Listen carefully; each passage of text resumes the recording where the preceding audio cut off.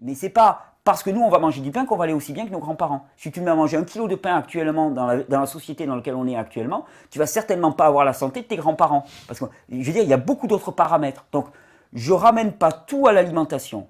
Par contre, j'ai vu, au travers de mon expérience et de l'expérience de nombre de personnes, que ça peut être un facteur de perturbation majeur. Mais, je veux dire, t'as beau manger le meilleur du monde, si tu as une antenne relais de téléphone portable juste au-dessus de ta maison, tu auras beau manger bio, cru et tout ce que tu veux, je pense que ça ne va pas se passer forcément très bien pour toi. Donc, faut pas se leurrer, hein, faut pas simplifier les choses à l'extrême. Mais c'est un facteur de perturbation qui me paraît important, très important. Et au travers des vidéos, j'essaye de parler de tous les facteurs de perturbation, mais de celui-là en particulier. Ouais, parce que ça, bon, on en avait parlé aussi avec Gilles Lartigot ici, que tu connais aussi. Très bien. Voilà, on avait parlé beaucoup qui fait un formidable travail à ce niveau-là. Voilà, et il avait aussi montré du doigt, lui, le gluten, il avait montré la viande, le lait. Ouais. Toi aussi, t'es d'accord avec ça Ah oui, ouais. absolument, absolument. Les céréales, le gluten, enfin les produits laitiers en grande partie, ça fait partie de moi ce que j'appelle les poisons majeurs. La viande, l'homme, est adapté à la consommation d'une petite quantité de viande sur le plan physiologique. C'est souvent ce que je dis aux végétariens, je leur dis, j'ai moi-même fait longtemps le choix végétarien, franchement c'est un choix que je soutiens et quand on voit l'abattage actuel des animaux, enfin, les conditions d'élevage des animaux qui sont atroces, je pense que c'est une vraie question qu'on peut se poser. Mais par contre, au niveau structure, constitution, on est adapté à la consommation d'une petite partie de produits animaux. Par contre, la surconsommation actuelle, elle est complètement anormale, surtout d'animaux qui sont élevés dans des conditions qui tiennent de la torture, enfin, je veux dire, qui sont alimentés avec n'importe quoi, qui ne voient pas le pré, enfin, je veux dire, là aussi, on te parle de consommer de la viande, enfin, je veux dire, entre les animaux qui étaient élevés en plein air, il y a 100 ou 150 ans et des animaux qui sont élevés en batterie dans des conditions concentrationnaires, enfin, je veux dire, il n'y a rien à voir, strictement rien à voir. Mais on est physiologiquement adapté à consommer une petite quantité de produits animaux. Il y a des personnes qui n'en consomment pas et qui font la preuve, pour nombre d'entre eux, qu'on peut très bien se passer de produits animaux et vivre très bien. Il y en a d'autres qui choisissent d'en consommer, mais de toute façon, il faudrait le réduire de manière drastique, mais vraiment drastique. Voilà, mais est-ce qu'on va on va le remplacer par quoi Des fruits, des légumes. Des fruits et des légumes. Ah ouais, mais il y a énormément. Tu sais que au début, quand on enlève des choses, on se dit waouh, mais qu'est-ce que je vais manger? C'est pour ça que souvent, moi, quand je parle avec des gens, je commence pas à leur parler d'enlever des choses. Je leur parle d'ajouter des choses. Parce que si tu parles d'enlever tout de suite, tu as une espèce de peur viscérale qui monte, tu te dis waouh, la pizza margherita, c'est plus jamais, tu vois, c'est le truc que tu portais. Moi, je dis aux gens non, mais vous embêtez pas avec ça. Tu fais ce que tu veux. Par contre, ce que je te propose, c'est de rajouter énormément de fruits et de légumes dans ton alimentation. Et ce faisant, je sais que de toute façon déjà, ça va prendre une part déjà de l'alimentation. Et deuxièmement, si ce que je propose aux gens tient la route, eh bien automatiquement ils vont ressentir un bien-être et ils vont être tentés d'aller progressivement plus loin. Mais il ne s'agit pas de faire avancer les gens à la baguette. C'est-à-dire que je ne crois pas à la motivation par la coercition ou par la menace. Je ne crois pas que ça marche. Je pense que ça donne des résultats à court terme. Nombre de nos systèmes actuels fonctionnent à la baguette et à la menace, mais au final, il y a un moment où ça s'ébrèche et où ça se casse. La seule façon de faire avancer progressivement quelqu'un, c'est de le faire avancer au plaisir, à la joie. Je crois vraiment à la motivation par la joie et le plaisir. Moi, je me dis toujours, si ce que je propose n'est pas une lubie de ma part, si ce que je propose crée vraiment un bien-être supérieur chez la personne, il n'y a aucune raison qui n'ait pas envie de poursuivre plus loin.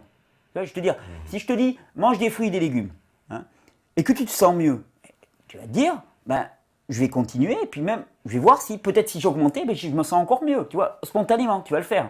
Par contre, si tu ressens aucun bien-être, au bout d'un moment, tu vas dire, il n'y a pas de raison de changer. Donc, je veux dire, ça ne sert à rien de marteler des idéologies, de marteler des discours. Je crois beaucoup à la vertu de l'exemple, et je crois beaucoup à l'invitation joyeuse. C'est-à-dire dire aux gens, non pas fais pas ci, fais pas ça, tu fais mal, tu vois, stigmatisant et en pointant du doigt, tu dois pas faire ci. Puis la motivation par la peur, tu vois, ça j'y crois pas du tout. Par contre, la motivation par la joie, de dire attends mais essaye ça, tiens moi regarde ce que je te propose c'est, tu vois moi par exemple les légumes, j'aime bien aussi faire des jus de légumes par exemple. Bon tiens, essaye tous les matins de te prendre un jus de légumes avant ton petit-déj. Vois comment tu te sens. Vois un petit peu au niveau de tes pensées si tu es moins brumeux le matin et choses comme ça. Vois comment tu te réveilles. Essaye. Puis si ça ne marche pas, ça veut dire que ce que je t'ai servi ne rime à rien. Puis c'est pas grave. c'est pas grave. Et si ça marche, eh ben ok, je suis là pour en discuter avec toi, puis peut-être te proposer d'aller un peu plus loin.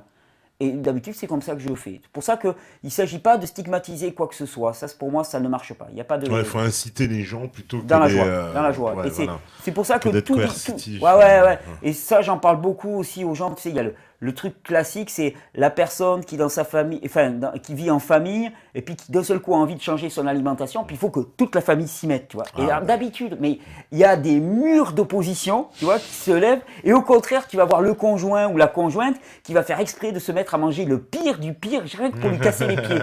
Mais c'est normal, parce que si on te force à faire un truc, enfin, en tout cas moi, je sais pas si c'est mon caractère méditerranéen, mais si on me dit il faut que tu fasses ça, il y a toutes les chances que je parte juste à l'opposé. Oui, bah moi je suis un peu pareil. Voilà. Donc, on est... Ouais. Et je crois qu'on est tous un peu comme Voilà. ça. Par contre, imaginons, tu vois, toi et ton ami, ta conjointe, enfin j'en sais rien, hein, vous avez tous les deux plein de boutons, t'as mal à la tête et tout ce que tu veux. Puis ta copine, elle te dit, moi je change mon alimentation. Tu dis, écoute, fais ton truc, fous-moi la paix, laisse-moi manger moi ce que je veux et toi fais ton truc.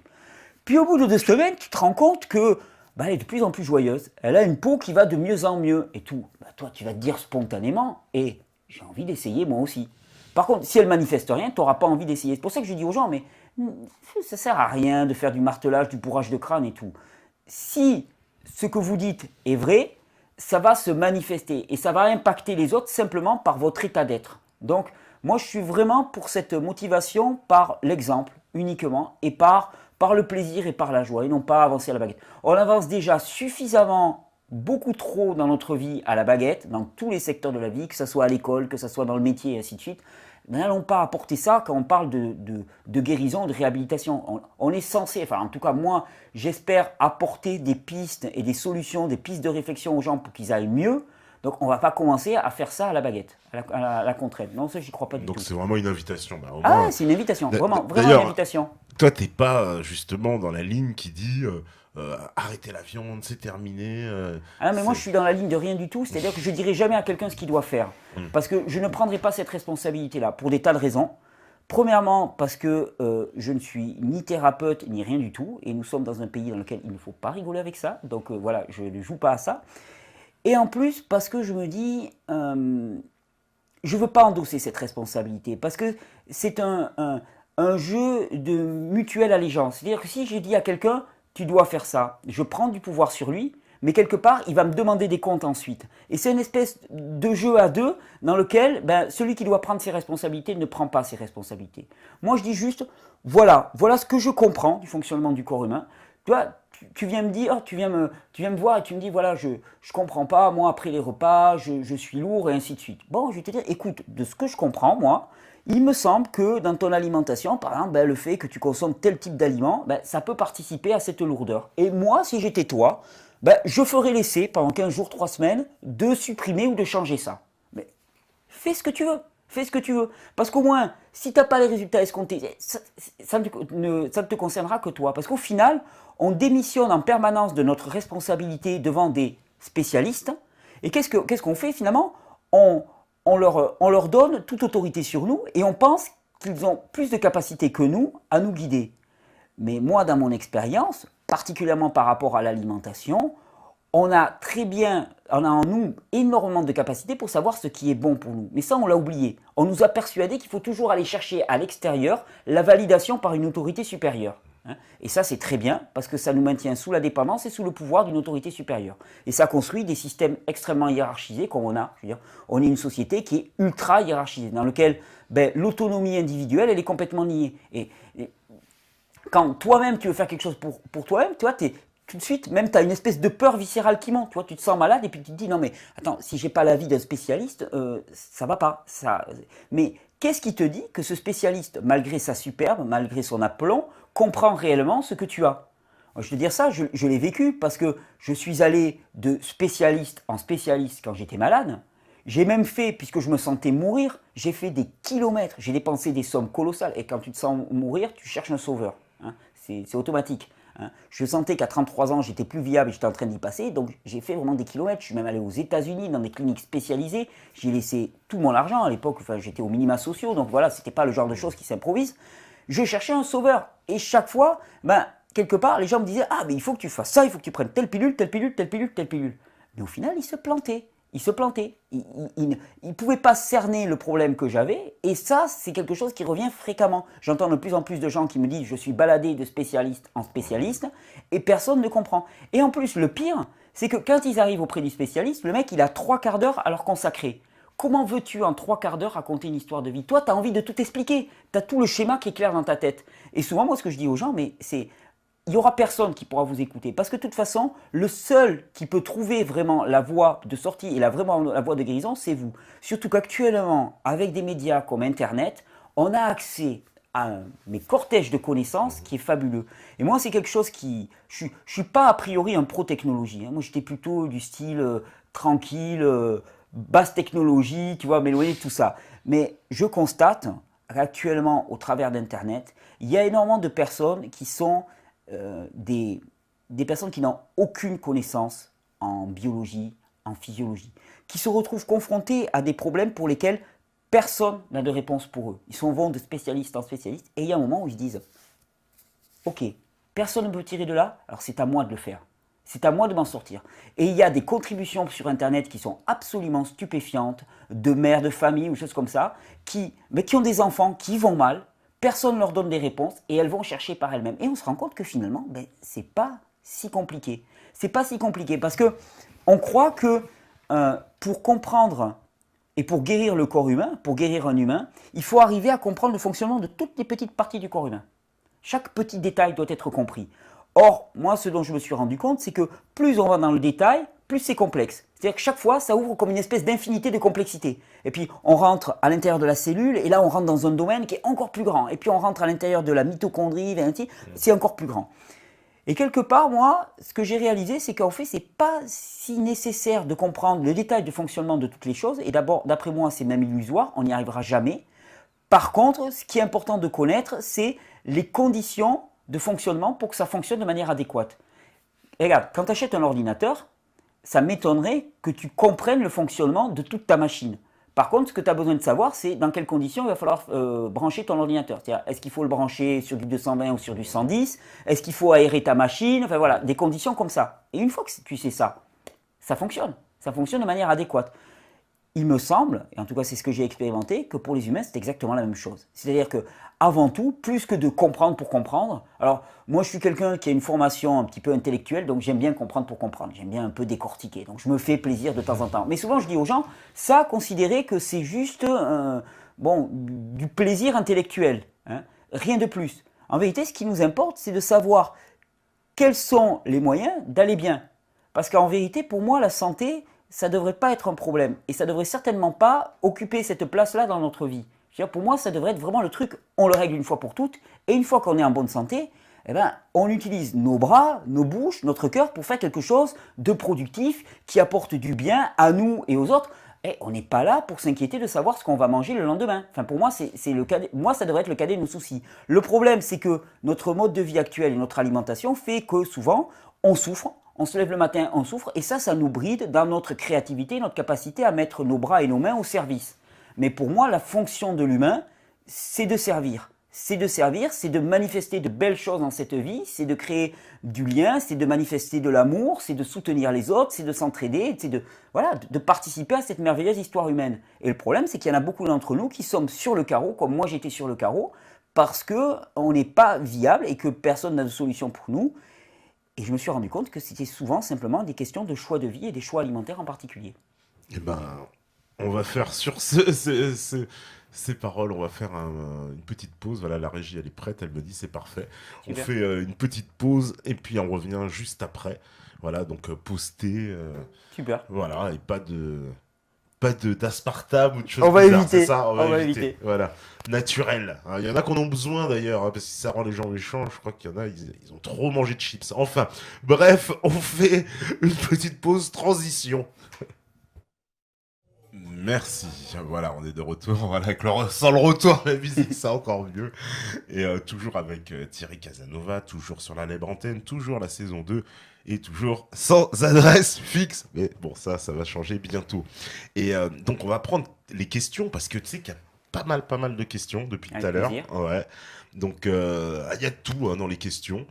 Non, alors, bon, il y a des questions plus méchantes et d'autres plus gentilles. Alors, on va alterner un peu. Hein, Vas-y, voilà. vas-y. Donc, par exemple, on me dit, que pense Thierry du jeûne lunaire, à savoir comment pratiquer les jours, comment dire, le jeûne les jours de pleine lune et de nouvelle lune, ou plus largement, comment intègre-t-il l'influence de la lune sur l'homme et la nature? Ouais, alors là, je suis vraiment pas spécialiste de ça. Hmm. Donc je serais mal placé pour y répondre. J'ai constaté effectivement l'influence de la Lune, enfin, tu vois, c'est constaté par tous les jardiniers, ainsi de suite, sur la croissance des plantes et ainsi de suite. Par contre, le jeûne lunaire, je sais que c'est une pratique. Ouais. La pratique du jeûne dans l'absolu, la pratique du jeûne régulier, c'est quelque chose là aussi qui a rien de nouveau, qui est même une technique de soins et d'hygiène corporelle vraiment ancestrale. Hein, je veux dire, ça a été pratiqué depuis des temps immémoriaux. Alors, à la pleine lune ou à la nouvelle lune, pourquoi pas. Enfin voilà, ça, c'est pas mon domaine de compétence. C'est D'accord. pas quelque chose sur lequel j'ai une particulière connaissance. Alors, on me dit aussi, que penses-tu du fructose? Les œufs sont-ils une bonne source de sodium? Alors, c'est deux questions Ouais, différentes. c'est deux questions Alors, différentes, déjà. le fructose c'est vraiment très très intéressant parce que le fructose, il y a énormément de personnes, quand tu leur parles de manger beaucoup de fruits, le fructose, c'est un sucre hein, qui est majoritairement présent dans les fruits. Et on te dit, non mais attends, il y a énormément d'études qui associent la consommation de fructose à des taux de diabète et plus élevés, énormément de maladies métaboliques et ainsi de suite. Sauf qu'il y a une énorme arnaque. C'est que quand on parle de fructose dans toutes ces études, les études ont été faites avec quelque chose qui est du fructose qui s'appelle du sirop de maïs concentré. C'est-à-dire qu'on a pris du maïs qui contient du glucose, on l'a chauffé à très haute température, on l'a transformé, on a obtenu un fructose qui est du sirop de maïs concentré. Et c'est à partir de ce sirop de maïs concentré, qui est un produit qui est extrêmement transformé, qu'on a fait toutes ces études, qui n'a rien à voir avec le fructose qu'on va trouver dans les fruits. Donc, par contre, déduire que tous les produits à base de sirop de maïs concentré causent des problèmes de diabète et tout, ok. Ça veut dire tous les sodas et ainsi de suite. Par contre, en déduire que ça cause la maladie métabolique à cause des fruits, non, on peut pas absolument pas le dire. En plus, moi, à titre de provocation, j'aurais tendance à dire, ok, on n'est quand même pas une civilisation qui est connue pour sa surabondance de consommation de fruits et de légumes. C'est plutôt le contraire. Et les diabètes de type 2, à ce que je sais, actuellement, c'est massif, c'est une véritable épidémie. Donc, c'est pas la consommation de fruits et de légumes qui cause des diabètes de type 2. Actuellement, c'est plutôt la consommation de soda et de plats préparés. Donc là encore, c'est une technique de malversation pour faire croire que un produit est le même que l'autre. C'est pas parce qu'il y a le même nom, on dit fructose, mais en fait, c'est la même chose par exemple qu'avec les graisses saturées. Il y a toute une polémique sur les graisses saturées. On t'a dit, ouais, les graisses saturées, ça cause les arrêts cardiaques, le cholestérol et ainsi de suite.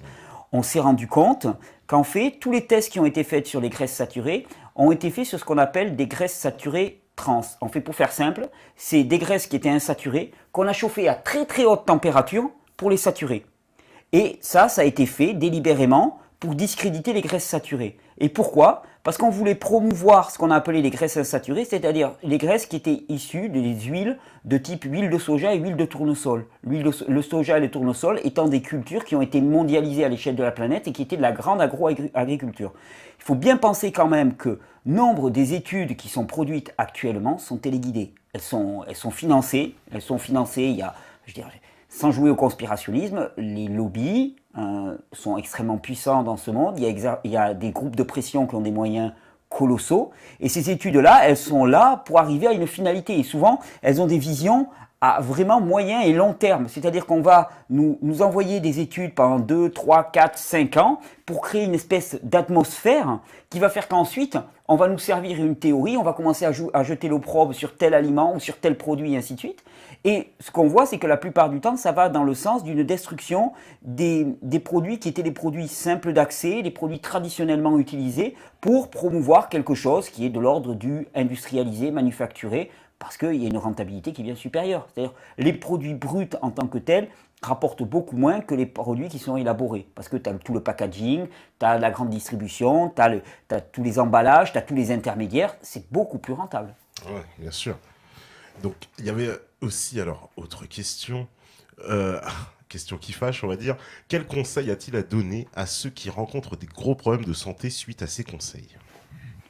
Alors, premièrement, comme je l'ai dit, je m'efforce, et le plus possible, de ne pas donner de conseils de santé. Parce que, de toute façon, je me mettrai hors la loi. Donc voilà, je tiens à vivre tranquille à ce niveau-là. Donc je ne donne pas de conseils de santé. Ensuite, il y a effectivement des personnes qui m'ont reproché d'avoir induit des comportements chez d'autres personnes. Je pense que c'est vraiment prendre les gens pour des nigauds. C'est-à-dire, c'est nier la responsabilité individuelle de chacun. C'est-à-dire, c'est pas parce que je vais dire quelque chose que tout le monde est censé l'appliquer à la lettre et le respecter à la lettre. Moi, je fais juste, je dis, voilà ce que je fais moi, voilà ce que je comprends moi. Après, il y a la responsabilité individuelle qui fait que les gens vont faire leur choix délibérément. Quand il parle des gens qui ont rencontré des gros problèmes de santé suite à ces conseils, force est de constater qu'ils sont quand même certainement minoritaires parce que au travers des conférences, des stages que je fais, au travers même, on a un site qui s'appelle regenère.org, il y a un livre d'or. Contrairement, parce que ça gêne du monde, donc il y en a qui disent qu'on efface les commentaires sur le livre d'or. On peut toujours le prétendre, c'est archi faux. C'est archi faux, il n'y a aucun. Et pourtant, il y a des centaines et centaines de témoignages. Et c'est pas moi qui les ai rédigés en prenant chaque fois un prénom différent. Il n'y a pas de problème de ce côté-là. J'ai autre chose à faire de mes nuits. Il y a des centaines et des centaines de témoignages de personnes qui ont vu leur santé fortement améliorée. Pour ceux pour qui ça n'a pas marché, la plupart du temps, je dis ok, mais ça vaut le coup de se poser, de comprendre pourquoi, à quel niveau il n'y a pas eu, ça n'a pas fonctionné. Parce que si on a tous la même constitution, c'est-à-dire au final, l'organisme, s'il fonctionne de manière adéquate, on a tous les mêmes besoins. Par contre, on n'a pas tous le même point de départ. C'est-à-dire qu'au niveau terrain, on n'a pas tous les mêmes héritages. Il y en a qui vont, à leur naissance, hériter d'un capital minéral, d'une quantité de minéraux, d'un capital nerveux qui va être très bon. Et eux, ils vont pouvoir se permettre de brûler la chandelle par les deux bouts sans avoir trop de difficultés. Puis il y en a d'autres, ils démarrent leur vie, et ils ont un compte en banque qui est très très bas. Très très bas. Et donc, si effectivement ces gens s'engagent de la même façon dans des réformes alimentaires trop drastiques et trop rapides, celui qui a un bon capital, ça va super bien se passer parce qu'il a la capacité métabolique d'encaisser ces changements, parce que tout changement pour le corps, même un changement de régime alimentaire, est une forme de traumatisme, d'ébranlement, qui demande un temps d'adaptation. Bien sûr, il y a des bénéfices réels, certains, et il y a des centaines de personnes pour en témoigner, mais ça demande quand même un temps d'adaptation. Pour les organismes trop faibles, si la transition est trop rapide, ça ne marche pas. Ça, dès le départ, dans les vidéos, je l'ai dit, et j'ai toujours dit aux gens, le maximum que vous puissiez aller doucement, progressivement. N'essayez pas de tout réformer du jour au lendemain. Si vous pouvez vous le permettre, allez-y très très très doucement pour permettre au corps de s'adapter. Parce qu'on sait que, tu vois, par exemple, quand on parle de changement d'alimentation, eh bien, on a dans nos intestins une quantité incroyable de bactéries qui sont ce qu'on appelle le biote intestinal. On a 10 fois plus de bactéries dans le corps que de cellules. On parle toujours des cellules du corps, on a 10 fois plus de bactéries. Et particulièrement dans les intestins. Ces bactéries, elles sont là pour digérer la nourriture, pour la transformer, pour la métaboliser, pour l'élaborer et faire en sorte qu'on puisse s'en nourrir. Elles réalisent tous les processus de transformation. Ces bactéries, elles sont spécifiques à notre régime alimentaire.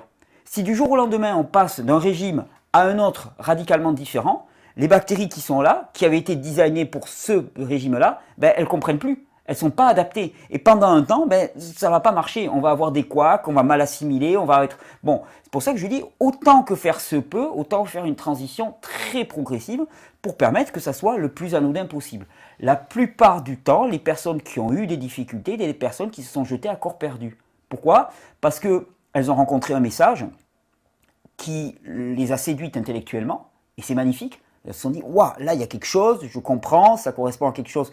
Ok, j'adhère énormément à ça, sauf qu'ensuite il faut avoir la sagesse aussi de tenir compte de l'état dans lequel on est réellement et de l'appliquer en connaissance de cause. C'est pour ça qu'il y a ce que je partage dans les vidéos, mais dans les vidéos, je ne peux faire que du généraliste. C'est-à-dire que je ne fais pas de la consultation, je ne fais pas d'individuel. J'ai fait ce choix-là. J'aurais pu choisir de passer un diplôme de naturopathe et puis de faire des consultations en cabinet. Ça n'a pas du tout été mon propos. J'ai préféré faire cette activité en développant et en partageant. Ça a toujours été mon propos. Et je dis toujours, pour ceux qui veulent aller un peu plus loin, l'association donne des stages, qui sont en plus des stages vraiment financièrement extrêmement accessibles. Là, tu vois, je suis sur Paris pour donner un stage. Et dans ces stages, j'essaye de donner toutes les clés pour une individualisation. Mais pareil, là aussi, je donne des clés pour une individualisation. J'essaye pas de répondre et de jouer au pseudo-thérapeute que je ne suis pas. Je n'en suis pas un. Et pour moi, c'est primordial de redonner la responsabilité à chacun. Parce qu'on a une responsabilité colossale dans les événements qui nous arrivent dans notre vie. On est toujours en train de chercher des responsabilités ailleurs, en haut, en bas, papa, maman, l'État qui a fait ça contre nous, et ainsi de suite. Tout à l'heure, tu évoquais ce qui s'est passé pour Coca-Cola, par exemple, en Espagne, et tu as dit, ben voilà, quand les gens se rebellent finalement contre une marque, quand ils reprennent leurs responsabilités, quand ils boycottent une marque, ils peuvent la faire péricliter. On a un pouvoir qui est immense entre nos mains. Sauf qu'on l'oublie bien trop souvent. Et moi, ce que j'ai envie, c'est que je pense que c'est une part essentielle de la guérison, c'est que chacun se réapproprie son propre pouvoir, avec aussi les conséquences et la responsabilité. Prendre des responsabilités, c'est aussi accepter de prendre des risques, de les assumer et d'en tirer les conclusions, quelque part. De se dire, ok, pour moi, il n'y a pas vraiment d'expérience mauvaise. Il y a le fait de savoir tirer des conclusions et de comprendre ce qui s'est passé. Tu fais un changement alimentaire, tu vas trop vite, ou tu te dis, ok, là j'y suis allé trop vite, c'était pas bon, ok, je fais machine arrière, puis je reprends soit dans la même direction en y allant progressivement, soit tu te dis, ok, non mais là, pas ça, puis tu vas essayer autre chose. Pour moi, la vie n'est un échec que s'il n'y a pas d'apprentissage. S'il y a des apprentissages, quoi que ce soit qui t'arrive, tu apprends en permanence. Tu vois, vous avez une déboire à Meta TV, je pense que toi, ça va changer ta façon de traiter les choses, et ainsi de suite. Enfin, voilà, C'est le moins qu'on puisse dire. Voilà, ton rapport aux autres, tu prendras peut-être plus de précautions. Oui. Voilà, tu vois. Et là, il y a eu un apprentissage. Et finalement, c'est juste un événement qui, dans quelques semaines, sera passé anodin. Là, pour l'instant, ça prend voilà, c'est ton actualité, mais dans quelques temps, ça sera un événement anodin. Et je pense que c'est important de redonner à chacun la responsabilité de ses actes. C'est-à-dire de ne pas... je n'endosse pas à titre personnel les gens qui me disent « Ah, mais moi, je vais mal à cause de toi ». Là, je leur dis « Non, je suis désolé, là, il y a mal d'ol. Tu ne vas pas mal à cause de moi, comme tu ne vas pas bien grâce à moi. » Je veux dire, moi je partage les choses, tu vas bien grâce à toi, parce que tu as fait des choix et que tu les as mis en pratique. C'est grâce à toi, c'est grâce à tes choix, c'est pas grâce à moi. Moi j'y suis strictement pour rien. Je n'ai pas l'arrogance de penser que j'y suis pour quelque chose. Et d'ailleurs, de toute façon, tout ce que je transmets, ça m'a été transmis. Je suis allé me former, je suis allé rencontrer des enseignants, des naturopathes. Donc j'ai pas la science infuse, c'est pas la révélation. Je suis pas, voilà, je canalise rien du tout. C'est juste que j'ai rencontré des gens que j'ai identifiés comme étant les meilleurs dans leur discipline. Je me suis donné les moyens d'aller les rencontrer parce que ça me passionnait. J'ai pris d'eux ce qui me paraissait important. Ce que j'ai fait aussi et qui m'importe beaucoup, c'est que j'y suis allé dans une démarche qui était une démarche incluante et non pas excluante. C'est-à-dire que je suis allé rencontrer différents spécialistes dont certains n'étaient pas du tout dans la même approche. En me disant, je vais chercher chez celui-là tel type de connaissances. En sachant que le reste, bon, ça m'intéresse pas, je suis pas d'accord avec lui, mais peu importe. Là, dans ce domaine, il a quelque chose vraiment de spécifique à m'apporter et je vais le chercher chez lui.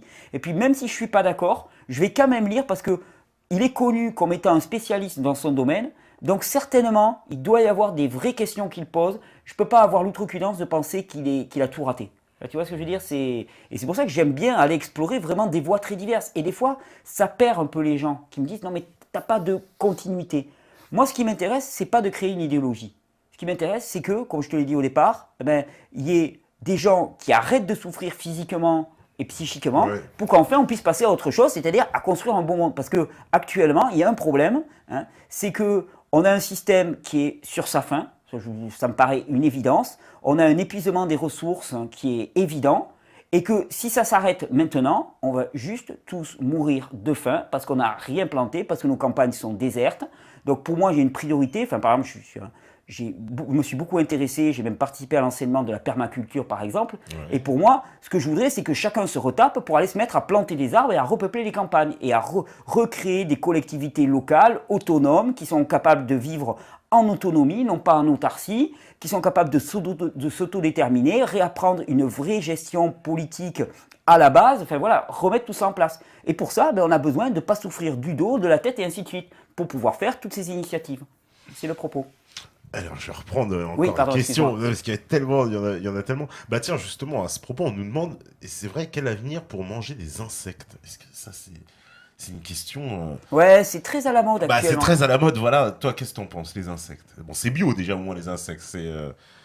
On va dire que ça rentre dans le cadre d'une alimentation presque d'un végétarien. Il peut manger des insectes. Alors, oui, d'un végétarien, il te dirait non. Il te dirait non. Non, mais non, les végétariens ne mangent aucun produit animaux.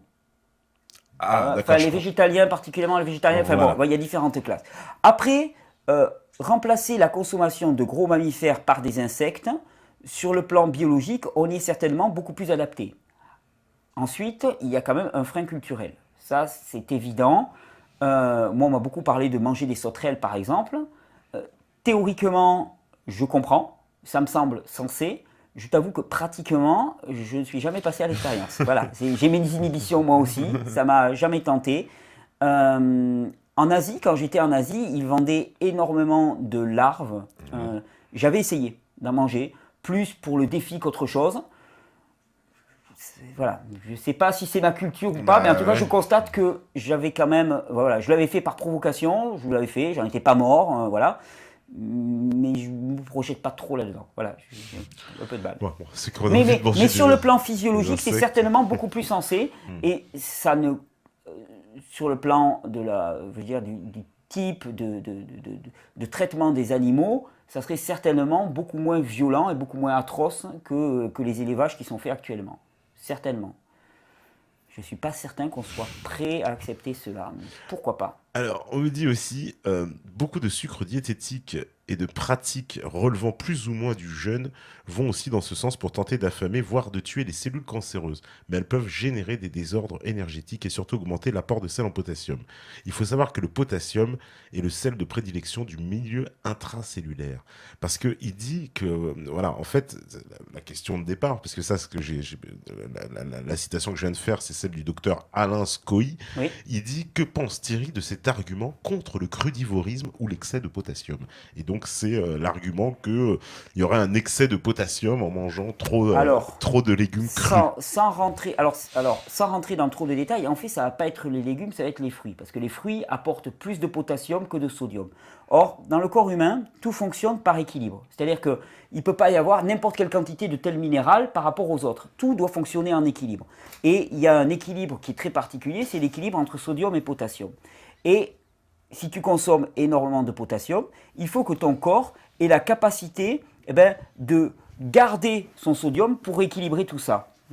Et effectivement, chez certaines personnes, je pourrais te dire dans quel cas, j'ai remarqué que à force de manger des fruits, le potassium va augmenter, et pourtant, il n'avait pas le sodium qui suivait. Dans quel cas ça se trouve? Il se trouve que les quantités de sodium dans le corps, elles sont régulées par une hormone qu'on appelle l'aldostérone. C'est une hormone qui est produite par deux petites glandes qui se situent là, qui s'appellent les glandes surrénales.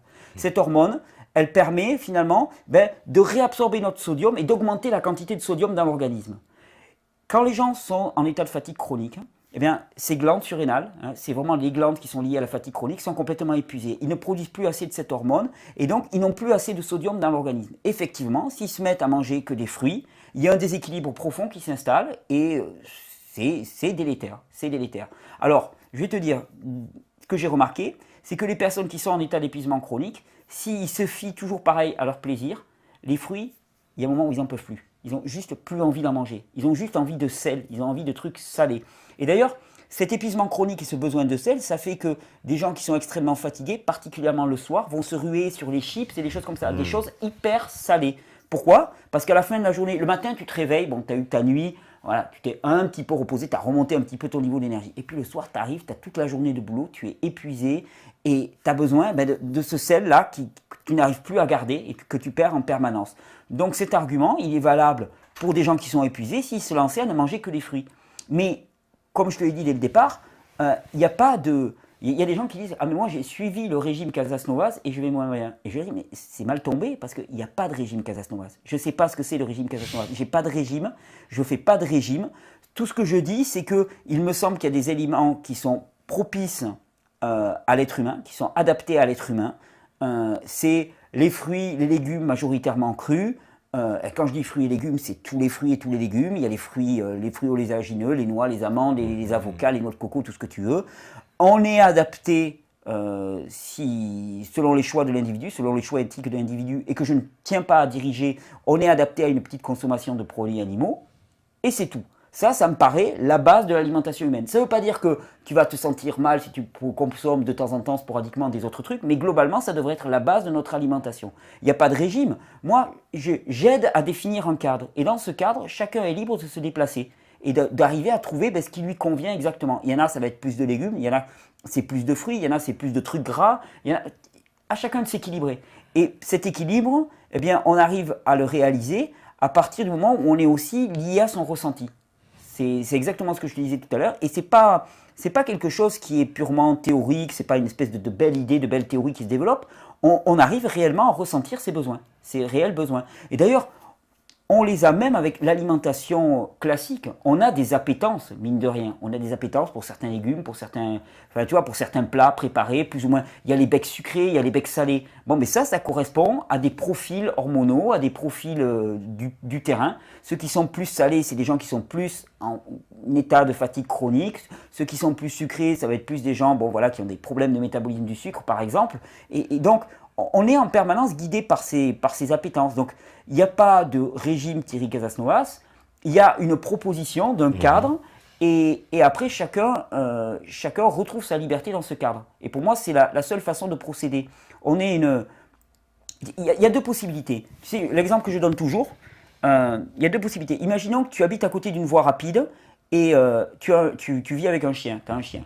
Tu as deux possibilités. Soit ton chien, mais tu ne clôtures pas ton terrain, et ton chien, tu dois toujours le tenir en laisse, d'accord? Pour chaque fois le maintenir. Et puis alors, il est tenu en laisse, il avance un petit peu, crac, tu l'arrêtes. Ça, pour moi, c'est la diététique moderne. C'est-à-dire qu'on avance un petit peu à l'aveuglette, on n'a pas de cadre prédéfini, on n'a pas de cadre sécurisé. Donc, on avance et puis il se trouve qu'on se retrouve confronté à des trucs qui sont aberrants. C'est-à-dire que d'un côté, on nous dit faut pas manger de chips parce que ça te rend gros, ça te donne du diabète et ainsi de suite. Et en même temps, toi, quand tu manges des chips, c'est super bon. Alors tu te retrouves, moi je me retrouve souvent avec des gens qui sont devant moi, qui mangent un plat, et puis qui me regardent, qui me disent ouais je sais, ça c'est trop mauvais pour moi. Et là je regarde et je me dis mais attends, il y a un problème quoi. Tu manges un truc en me disant que c'est mauvais pour toi. Enfin je veux dire, tu vois, il y a une espèce de décalage entre ce qu'on nous dit d'un côté et ce que l'on expérimente. C'est pourquoi? C'est parce que il me semble que le cadre dans lequel on est n'est pas un cadre adapté. Par contre, il y a une autre possibilité avec ton chien, c'est plutôt de le maintenir en laisse en permanence. Tu clôtures ton terrain. Et sur ce terrain, tu le laisses libre de s'épanouir parce que tu sais que sur ce terrain, il est en sécurité. Moi, ce que j'essaie de définir au travers de ces vidéos, c'est un cadre alimentaire et de mode de vie aussi, qui est un cadre sécurisé. Et après, chacun va faire ses expériences dans ce cadre-là. Alors, on me dit, un conseil pour prendre du poids, ça fait des années que je suis sous la barre de 70 kg pour 1m80, pourtant je mange normalement de tout ça, je vais au WC tous les jours, petite précision. Autre question, un conseil pour les constipations chroniques. Ouais. Est-ce qu'il y a un conseil, parce qu'on parle toujours de maigrir, mais il y en a qui ont besoin aussi de prendre du poids. Et, Ça a été mon cas longtemps. Voilà, très justement. longtemps. Ouais, ça a été mon cas très longtemps. J'ai mis, on va dire, là maintenant je suis revenu à mon poids de forme. J'étais toujours quelqu'un, enfin toujours non. Jusqu'à 18 ans j'étais en surpoids, mais à partir de 18 ans je me suis mis à faire beaucoup de sport, je faisais beaucoup de courses à pied, donc j'avais cette physionomie. Je suis exactement à mon poids de forme de quand j'avais 20 ans à peu près. Et il est vrai que j'ai repris du poids de façon assez forte en moins d'un an. En moins d'un an, j'ai pris plus de 10 kilos de muscles en plus particulièrement. Et il y a beaucoup de personnes que ça a étonné. Alors il se trouve que je m'intéresse beaucoup et je pratique beaucoup l'herboristerie et que je m'étais intéressé depuis longtemps à des plantes qui auraient des vertus anaboliques, c'est-à-dire de construction des tissus. Tu sais, on parle souvent des anabolisants, mais il y a des plantes qui ont des vertus anaboliques. Je me suis énormément concentré là-dessus et comme je suis passionné par l'herboristerie, moi quand je consomme des plantes, j'en consomme des quantités impressionnantes.